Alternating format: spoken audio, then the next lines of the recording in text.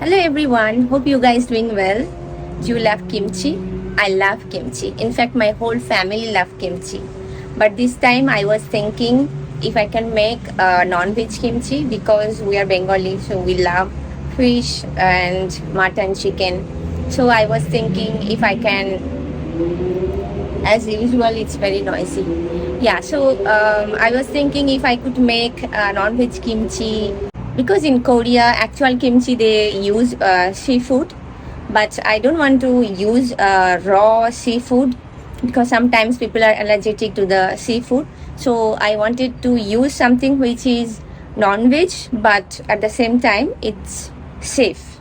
So today the process I'm going to show you is very safe, very tasty, and if you are a non-veg lover who loves mutton, chicken, fish, you can try this process. I have used mutton, but you can use anything you like. So let me show you how to make mutton kimchi.